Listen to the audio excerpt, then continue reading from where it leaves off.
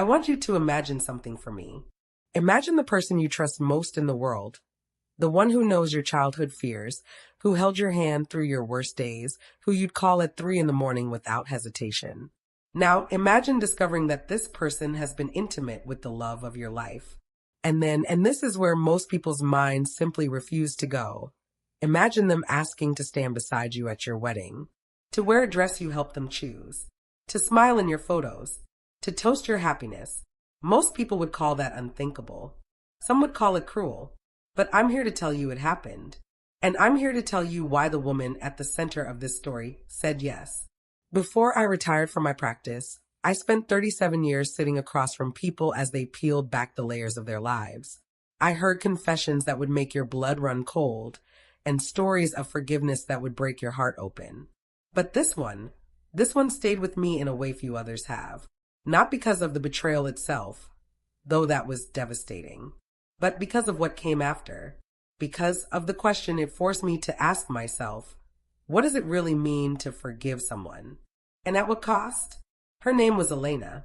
She came to me 6 months before her wedding, and when she first sat down on my couch, she looked like someone who hadn't slept in weeks.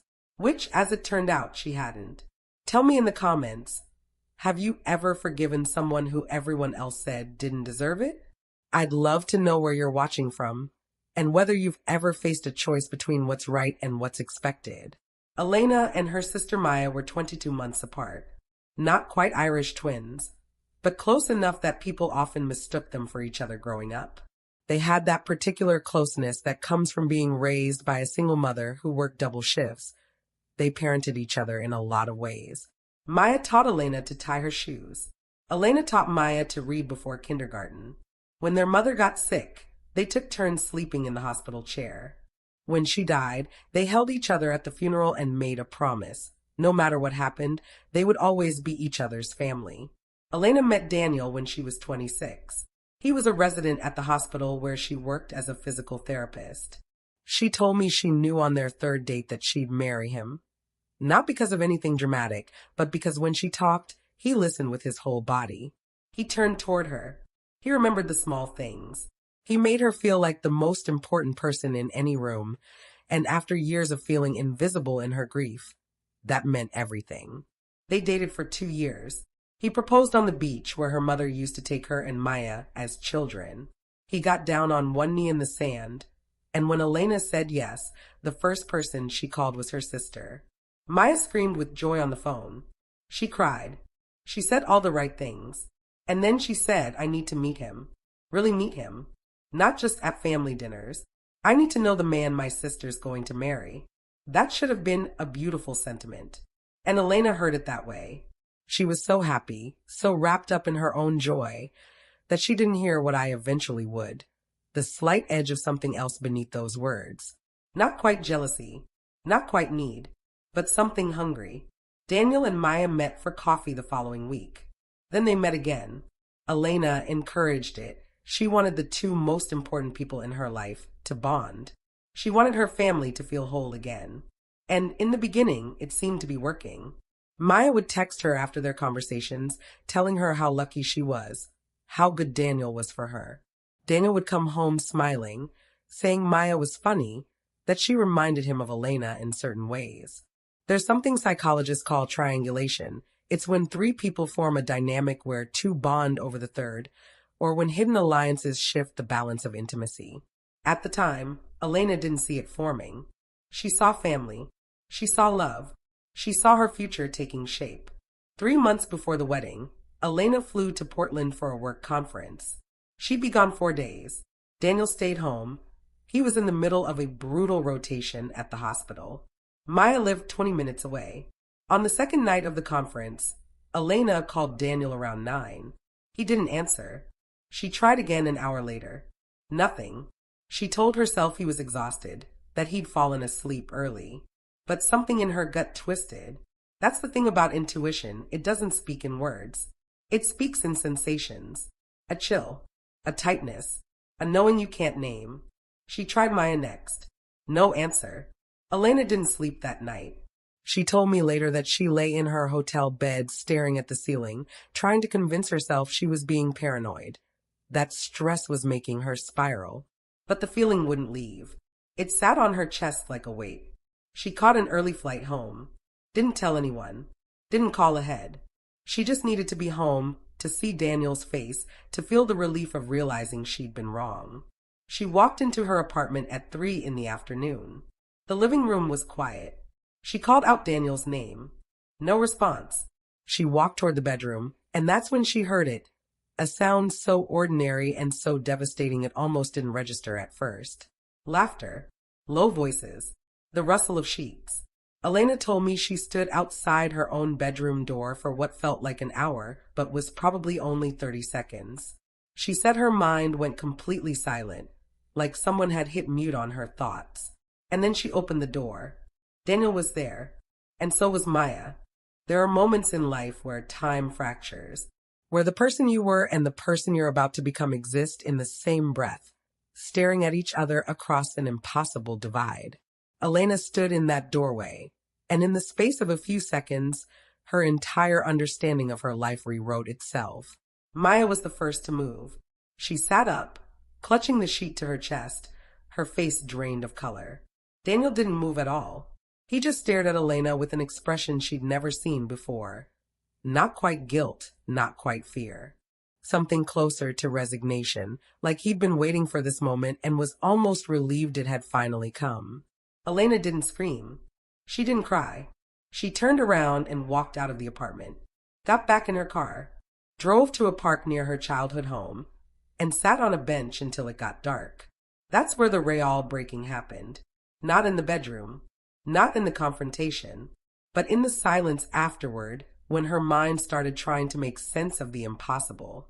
Because here's what trauma does to the brain. It doesn't let you process everything at once. It feeds you the pain in pieces, little by little, so you don't shatter completely. But those pieces are sharp, and they cut deep. Elena's phone buzzed constantly. Calls from Daniel. Texts from Maya. 17 missed calls by the time the sun set. She didn't answer any of them. She told me later that she couldn't even imagine what they would say. What words could possibly exist to explain what she'd seen? When she finally went back to her apartment that night, Daniel was gone. He'd left a note on the kitchen counter. It said, "I'm so sorry. I'll stay at my brother's. We need to talk, but I'll wait until you're ready." Maya's text came an hour later. "Please, Elena. Please let me explain. I love you. I'm so sorry. Please don't hate me." Elena read that text 50 times. She told me she couldn't stop staring at the words, "I love you." They felt obscene, like a language she used to speak, but could no longer understand. She didn't respond to either of them. Instead, she did something that surprised even her. She called the wedding venue and asked if it was too late to cancel. The woman on the phone was confused, apologetic. No, it wasn't too late, but they'd lose the deposit. Did she want to proceed? Elena hung up without answering. For the next 2 weeks, Elena existed in a kind of suspension. She went to work. She came home. She didn't return calls or texts. Friends started reaching out. They'd heard something had happened, that the wedding might be off. Elena didn't know what to tell them because she didn't know what the truth was yet. The facts were clear, but the meaning of those facts? That was still forming. On day 16, Maya showed up at her door. Elena almost didn't let her in. But there was something in her sister's face, a rawness, a breaking, that made her hesitate. And in that hesitation, Maya stepped inside. They sat across from each other in Elena's living room. Maya cried. Immediately, the kind of crying that sounds like drowning. Elena stayed quiet, waiting, not because she wanted to hear an explanation, but because she needed to understand how this had become possible. Maya talked for 2 hours. She said it started innocently, coffee, conversation, texts about Elena, about the wedding.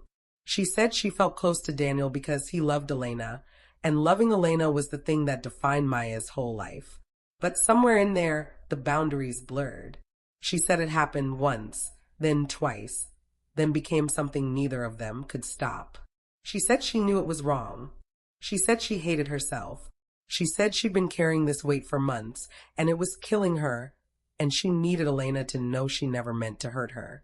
Elena listened to all of it. And when Maya finally stopped talking, Elena asked her one question. Did you love him? Maya's face crumpled. She shook her head. No, I love that he made you happy. And I think I wanted to know what that felt like. That answer should have made it worse. But strangely, it was the thing that cracked something open in Elena. Because she understood it. Not the betrayal itself, but the psychology beneath it. Maya had spent her whole life in Elena's shadow. Not because Elena demanded it, but because that's where Maya had placed herself.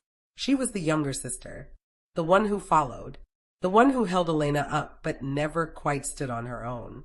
And when Daniel came into the picture, radiating all that focused attention, all that love, Maya wanted to feel what it was like to be seen that way. Even if it was stolen, even if it destroyed everything. Let me pause here and ask you something. Have you ever wanted something so badly that you convinced yourself the wanting made it okay? Have you ever looked at someone else's life and felt that ache of wondering why it couldn't be yours? Tell me in the comments. I think we've all been there in some form, even if we'd never act on it. Elena sat with that understanding for a long time. And then Maya asked her the question that brings us to the heart of this story.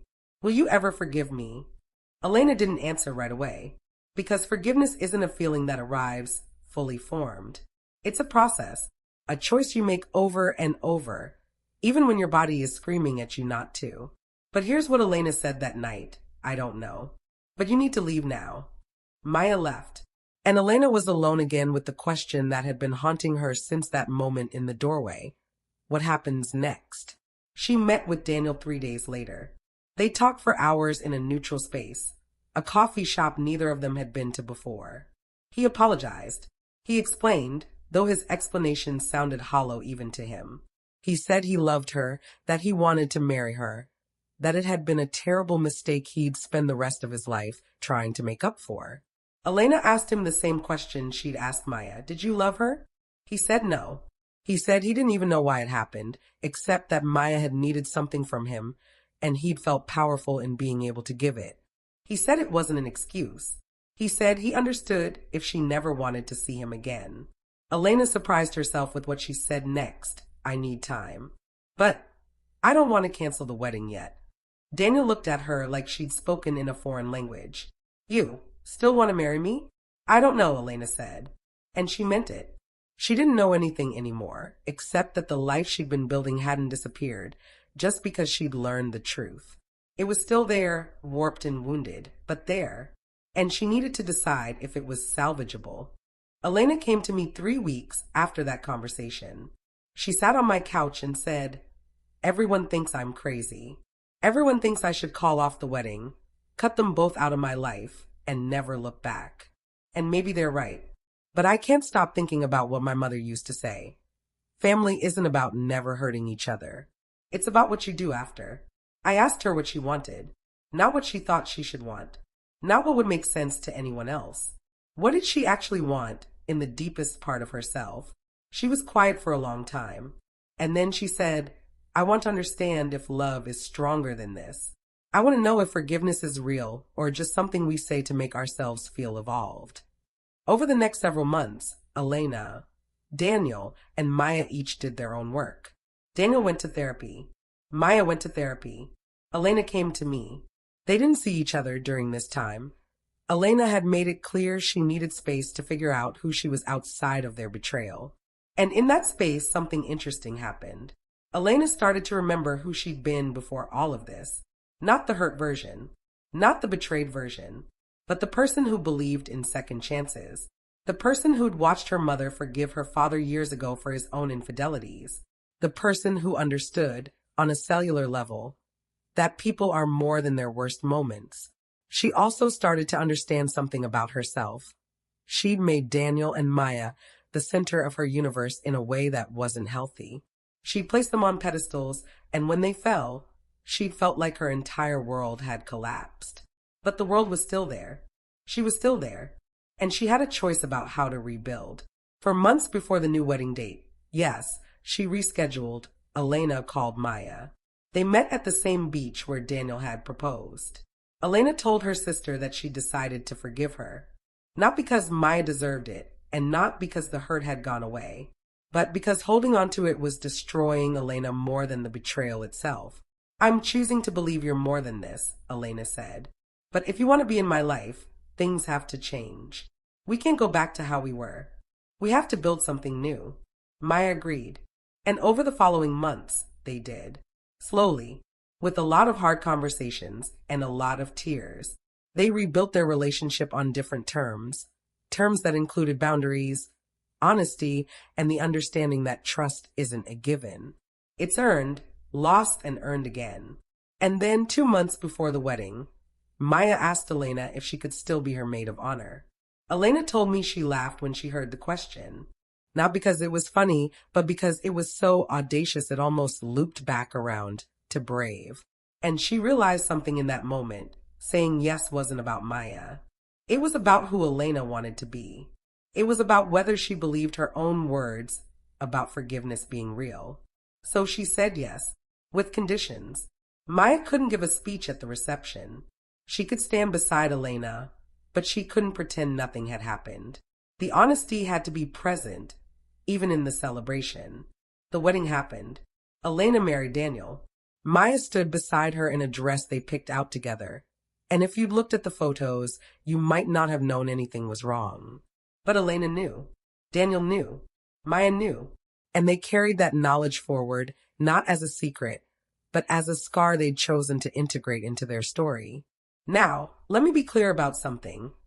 This isn't a story about whether Elena made the right choice. I can't tell you that. Maybe she should have walked away. Maybe she should have cut them both off and started fresh somewhere new. But that's not what she chose. And in the years since, because yes, they're still married, and yes, Elena and Maya still speak, she's told me she doesn't regret it. Not because the pain went away. It didn't. Not because the trust was ever fully restored. It wasn't. But because she learned something about herself that she couldn't have learned any other way. She was stronger than she thought. She was capable of holding complexity. She could stand in the ruins of her old life and build something new without pretending the ruins weren't there. Here's what I want you to take from this story. Forgiveness is not about forgetting. It's not about making what happened okay. It's not even about the other person. Forgiveness is about releasing the grip that the past has on your present.